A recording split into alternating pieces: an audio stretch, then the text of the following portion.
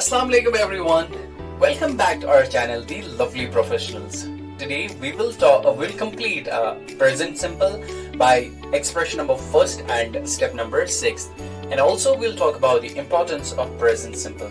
And finally we will learn how to introduce yourself in English. So to know all these things, please watch the video till end. And if you're new to our channel, so please make sure to subscribe. So let's begin. Present simple, as you already know, we talk about present simple, expression number first and step number 6th. Expression number first and step number 6th. So the definition, the signature, the title, whatever you call it, तो 6th step का वो रहे, definition जो है या हम title बोलेंगे, it will be universal truth and habitual actions. तो यहां पे हम देखते हैं, सबसे पहले हम देखते हैं universal truth. What do you mean by universal truth? So universal truth is the thing which remains true in the any part of the world. वो चीज जो दुनिया के हर जगह पे, आप कहीं से नॉर्थ से साउथ जाओ, साउथ से ईस्ट जाओ, ईस्ट से वेस्ट जाओ, दुनिया में आप कहीं पे भी जाओ, वो ट्रुथ ही रहेगा. जैसे कि हम बात करते हैं ब्लड के बारे में. Blood is red. Exceptional cases को छोड़ के कुछ एनिमल्स का उनका जो ब्लड है दैट इज नॉट रेड, तो वो मेरा टॉपिक नहीं है. लेकिन जब हम ह्यूमंस की बात करते हैं, mostly that if you are American, if you are African, if you are Indian, if you are Kashmiri, whatever, I mean any, if you are from any part of the world, the blood is red. So this is universal truth. And when we talk about the water is colorless. So this is also universal truth. तो ऐसे ही बहुत सारी चीजें जो हमारी universe की है, तो you can't see air. It's also universal truth. दुनिया में कहीं पे भी आप हवा को नहीं देख सकते. जब हम habitual actions की बात करते हैं, habitual actions which you do by habit or which you do daily, जो आप डेली करते हैं, उनको आप बोलते हैं हैबिचुअल एक्शंस. तो इनके बारे में भी आप प्रेजेंट सिंपल में बात कर सकते हैं. You can also talk about your habitual actions, your daily routine, और whatever is in the universe, you can talk about that. तो अब यहाँ पे कुछ एग्जांपल्स हम देखते हैं. So I will rub it.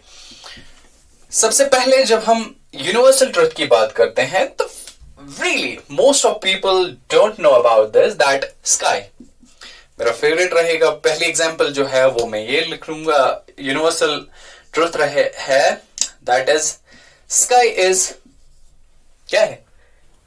We mostly say that sky is blue, but guys let me know that sky is black. Oh, sky is black, so let's, why don't we write it with the black? Sky is black. तो ये जो है it's also an amazing fact. आपको जान के कैसा लगा? So please let me know. And also go for this, try to C, Google करके देखें जो स्काई है, व्हाई इट्स ब्लैक. अगर हम most of the people, most of the community is with the thought that sky is blue, but it's not blue, it's black. तो ये आप check करिएगा. It will be also an question for you. तो ये एक universal truth है और also it's an amazing fact.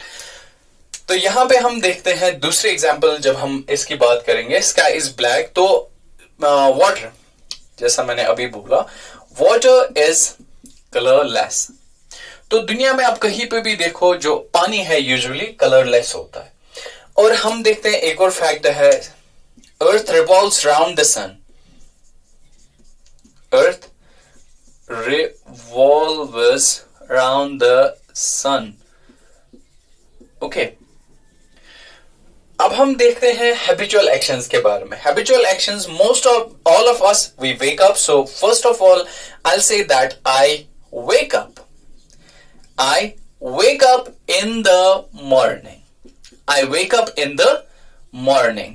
तो यहां पे जो है ऐसे ही, I eat food, I take T, I drink water, ये सारी जो है, these are your daily routines, these are your habitual actions. Like जो भी आपकी habitual actions है, आप उनको प्रेजेंट सिंपल में लिख सकते हैं. लेकिन यहाँ पे एक और जरूरी बात जो है which I think that everyone should remember, present simple. अब I will try to summarize now जो अभी आज तक हमने पढ़ा, द स्टेप्स, द 6 स्टेप्स। ये जो है प्रेजेंट सिंपल की फीचर्स जो है, यही प्रेजेंट सिंपल को इंपॉर्टेंट बनाते हैं। जब हम देखते हैं प्रेजेंट सिंपल के बारे में, आपने प्रेजेंट सिंपल के जो तीसरा स्टेप है, that is to make to ask questions or to make questions without using WH words. WH words के बगैर भी आप questions कर सकते हैं. That is the feature of there is a feature of present simple. और इतना ही नहीं, उसके बाद एक interesting feature रहा था, that was to make future sentences without using shall and will. ये भी आप present simple में कर सकते हैं. And after that, the very important, that really lovable, that was to talk about your possessions. You can talk about your belongings. I have a pen. She has a car. They have a good house. तो आप ये सारी चीजें जो है, because of these things, they native speakers, they give more weightage to present simple. And I request all of you that this present simple, you can use it in your daily, in your day. You can describe your whole day by using present simple. There is no need to go for eng, ed, the third form and the fourth form like most of the people. I'm working, I'm eating. So rather you'll say that I eat, I work. तो ये जो चीजें हैं, I think that gives the sense of maturity to our speaking. ये चीजें जो है, आप प्रेजेंट सिंपल, अगर कोई भी क्वेश्चन रहा इसमें, सो प्लीज लेट मी नो। अगर कोई और चीज है जो आप जानना चाहते हैं इसके बारे में, या कोई और नई चीज है जो मैंने नहीं कही, so I will really be thankful to you अगर आप हमें उससे जानने में मदद करेंगे। तो ये जो है प्रेजेंट सिंपल के बारे में ये था। और यहाँ पे जो है प्रेजेंट सिंपल, आगे आप देखेंगे, एक तो प्रेजेंट सिंपल है, दूसरा है प्रेजेंट। इनमें जो है एक क्या बोलते हैं उसको हम, कंफ्यूजन सा हो जाता है। There is a chaos between present and present simple. Like we say that I am a boy is also present and it also at the same time it's present simple. तो यहाँ पे ये जो चीजें हैं, ये कंफ्यूजन हम इंशाल्लाह आगे क्लियर करेंगे। और अब प्रेजेंट सिंपल जो है, it's finally done with the grace of Allah. If we had finally completed present simple, इंशाल्लाह इसके बाद हम बात करेंगे प्रेजेंट कंटिन्यूअस के बारे में और देखेंगे कि वहां पे सेंटेंस बनाने का इजीएस्ट तरीका कौन सा है। So this was about the present simple. और अब एक और जरूरी बात, हमने एक वीडियो बनाया था that was about introduction, but I was not that much satisfied with that when I went through that video. वहां पे जो है that is not of that level. उसमें हमारे कुछ ऐसे व्यूअर्स भी होते हैं या कुछ ऐसे भी होते हैं जिनको बेसिक लेवल से ही हर एक चीज को जानने की जरूरत पड़ती है। तो वहां पे हमारे कुछ चाइल्ड मेंबर्स भी होते हैं और the new comers there are also which are having the affection towards learning this language. आज हम इंट्रोडक्शन जो है, वो जो लेक्चर पहला लेक्चर था उसको फिर से रिवाइज करेंगे और आज हम देखेंगे कुछ ऐसे सेंटेंसेस, कुछ ऐसे एक ऐसा पैराग्राफ या कुछ ऐसे words that really beautify your language. So अब हम देखते हैं इंट्रोडक्शन को, फिर से हम उसको रिवाइज करेंगे। First of all introduction, definition, वो सब तो मैंने ऑलरेडी क्लियर किया था उसमें। And if you are not gone through that video, so the link is in the description box, so please watch that. और यहाँ पे हम जो है, हम इंट्रोडक्शन के बारे में बात करेंगे कि हम खुद को कैसे इंग्लिश में इंट्रोड्यूस करेंगे। सबसे पहले एक और जरूरी बात जो है वो आपको ये याद रखनी है, when you talk about introduction, so introduction depends upon two things, that is the audience and the environment.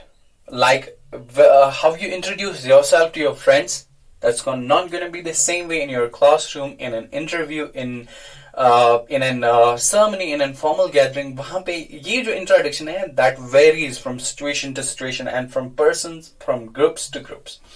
तो अब हम देखते हैं, सबसे पहले एक नॉर्मली अगर आप खुद को एक क्लासरूम में इंट्रोड्यूस करते हो तो कैसे करेंगे।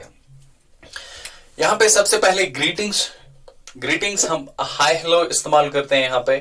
तो अगर वहां पे आपके सीनियर्स है या आपके टीचर्स है, इट्स बेटर से हेलो। और सर जो है, सर्स नहीं है कोई वर्ड, तो यहाँ पे सर जो है इट्स प्लरल।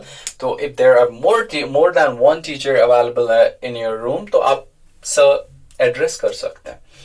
तो यहाँ पे जो है, अगर आप क्लासरूम में स्टूडेंट्स सब अपने दोस्तों के सामने, अपने क्लासमेट्स के सामने खुद को इंट्रोड्यूस करते हो, तो वहां पे जो है इंट्रोडक्शन जो है कुछ ऐसे दी जाएगी।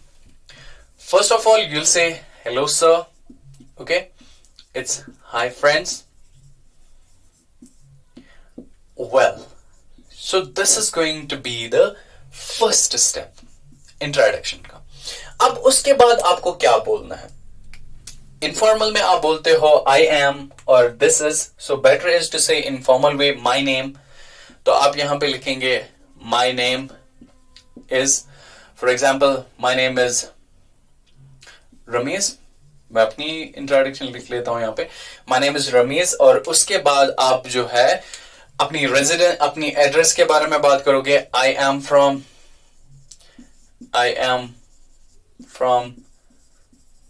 गोहल चाकू, ओके। सो नाम थोड़ा कुछ साउथ मूवी जैसा लगता है।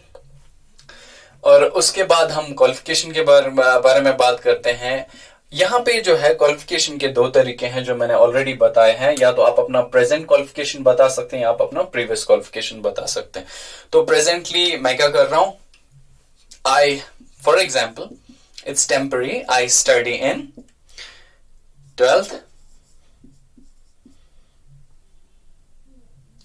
Class 12th। ये जो है, और यहां पे जरूरी बात जो आप हमेशा याद रखें, ये जो क्लास है, क्लास आप पहले लिखा करें क्लास 12th, जैसे 12th क्लास नहीं बोलेगा। So there is a reason behind that, and इंशाल्लाह इफ आई गेट टाइम तो मैं उसको भी बताऊंगा वो क्या है। लेकिन हमेशा याद रखें क्लास 12, नॉट 12th क्लास। और अब हम देखते हैं उसके बाद जब हम बात करते हैं फैमिली, ये जो है तीन चीजें, उसके बाद आप अपनी फैमिली के बारे में बात करते हो। as far as my family background जगह के लिए मैं ग्राउंड यहां पे लिख लेता हूं। Family background is concerned, it consists of 6 family members। तो ये जो चीजें हैं ये यहां पे रहे, ये है हमारा फैमिली बैकग्राउंड। तो I like you to take the screenshot of it before I rub it. अब हम देखते हैं फैमिली बैकग्राउंड के बाद आप अपनी फैमिली को जो है वो पहले यहां पे तो आपने मेंशन किया, आप उनको एक्सप्लेन भी कर सकते हैं। फैमिली को एक्सप्लेन करने का तरीका ये है, पहले आप हायर लेवल से नीचे नीचे आएंगे। लाइक अगर आपके यहाँ पे पेरेंट्स, ग्रैंड पेरेंट्स है, सो जो दोनों, अगर दोनों अवेलेबल है तो आप बोलेंगे my family consist of 6 family members, my grand parents, my parents. तो ऐसे ही पहले बड़े, फिर उनसे छोटे, उनसे छोटे, उनसे छोटे, और लास्ट में आप अपना लिखेंगे। तो यहां पे अपना लास्ट में इसलिए लिखते हैं आप, because you are the man और you are the person who is talking about his family.